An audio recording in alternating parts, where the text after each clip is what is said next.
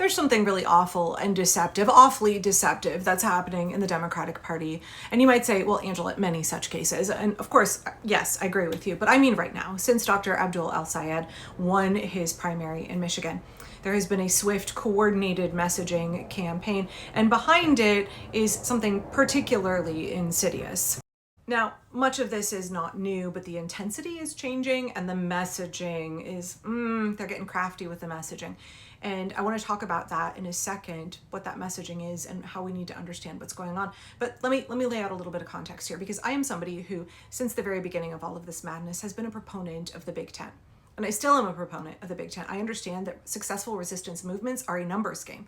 You need to have allies who are, very diverse. Everybody needs to come to the party because each person brings their little measure of power. Together we aggregate that power and we have the ability, the capacity, the force to stand up against the regime, to topple it and to create something better. So I want all of those allies under the Big Tent, right? Folks who have never done any organizing work before, all of the normies, all of the folks who've been politically disengaged before, even people who, a number of their political beliefs are going to be significantly different than mine. And as an anti-capitalist, that's going to be like most people I'm under the Big Tent with are going to have different political beliefs than me. But we can align for a common purpose. We can ally for a common purpose. But as I said, since, late winter 2025, it's abundantly clear that not everybody who tries to come under the tent is actually your ally. You cannot align with somebody who is not actually your ally and is working against your cause. And I immediately became very, very concerned that Chuck Schumer and Hakeem Jeffries' Democratic leadership, the DNC, establishment Democratic members of Congress like Alyssa Slotkin, like Cory Booker, etc., were not actually our allies in this fight at all. They were not actually aligned with us, struggling with us to try and stop all of this madness, but instead they were profiting off of it, and they have profited off of it the entire time. They are incentivized to not stop what's happening now, to not get us the reforms that we need. The Big Tent only works if the folks under that tent with you are not stabbing you in the back. If the folks under the tent with you are shouldering the burden with you, carrying the load with you, organizing with you. It only works if the folks under the tent have solidarity with you.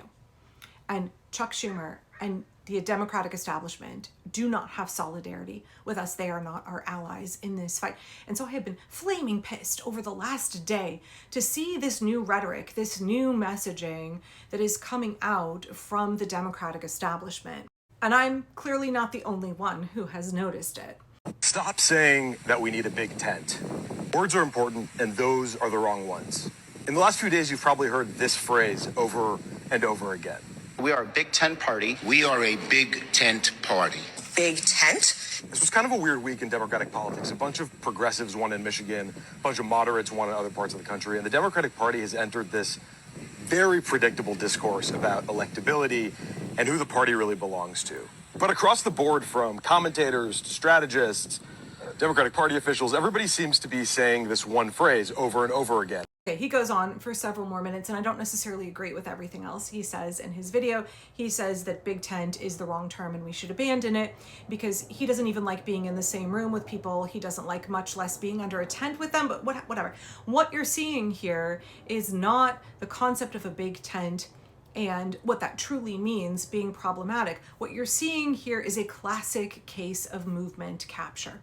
Movement capture is when the establishment comes in and co-opts techniques or movements or terms or concepts from resistance groups, effective resistance tactics and strategy, and they take them on for themselves, water them down, gain control of them in order to dilute the power of those resistance movements or render them ineffective altogether.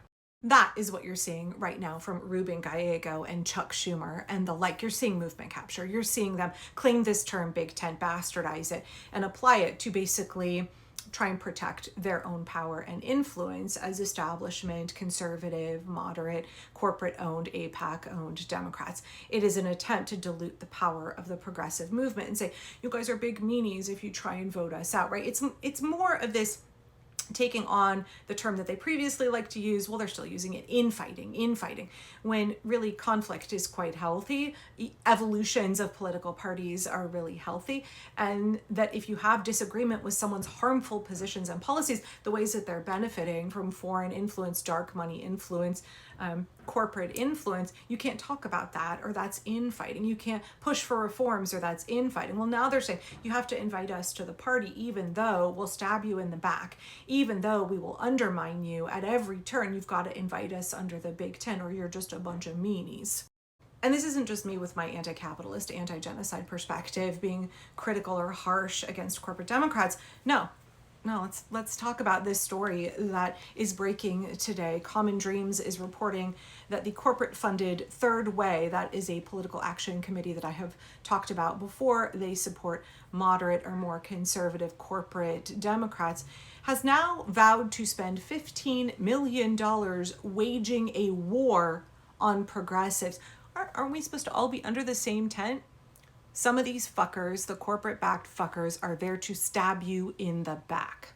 It's all vote blue no matter who until it's a progressive candidate, right? They want vote blue no matter who. When they say that, they really mean vote for the corporate APAC Democrat. Vote for the Democrat who won't represent you, the people, but will represent all of the interests who line their pocketbooks. But the American people, we are fucking fed up with having a lack of representation in government. Our elected representatives are not working for us. They're working for big crypto, big healthcare. They're working for big oil. They're working for foreign governments. They're working for the billionaires, for dark money, for Palantir, for Elon Musk, and not for us. And we have fucking had it. But Third Way, their interests are aligned with big corporations. They want the Democratic Party to continue to operate with the Republicans as two cheeks of one butt of capitalism, two cheeks controlling all of the American people and denying us liberation. I'm flabbergasted that they think they're going to get away with this, and that this reporting is not going to get broken absolutely wide open. So according to Common Dreams, Abdul El-Sayed's victory in the Democratic U.S. Senate primary in Michigan is an example of what they are calling an insurgent progressive challenger, defeating candidates backed by the establishment. The establishment is vowing to not go down without a fight, of course, right? They just wasted $60 million of APAC and corporate money trying to get Haley Stevens elected, and it didn't fucking work, right? What a giant fucking waste of money. So Common Dreams is now referencing the piece that came out in the New York Times earlier today.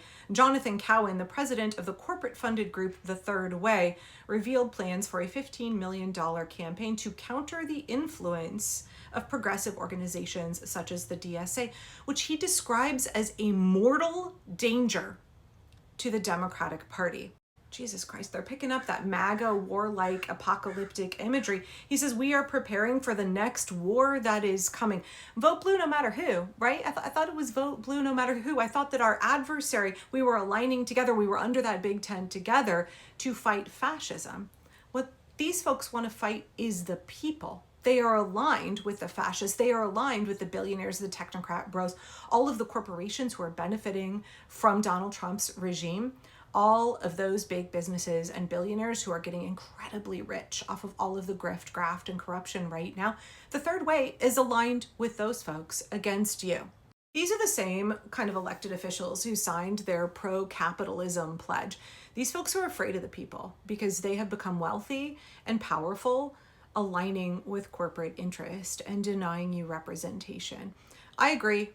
We probably shouldn't use the term Big Tent anymore because it's been co-opted by those who are not our allies, by those who are actively working against us. They're trying to gaslight us into submitting to their version of what the United States should be, which is what it has been for decades, corporate controlled, where the people are denied what we deserve. But the DSA, the Working Families Party that I support very much, progressive Democrats, understand that there is a tidal wave that is occurring right now, that this $15 million is not going to stop. $60 million didn't stop it in Michigan.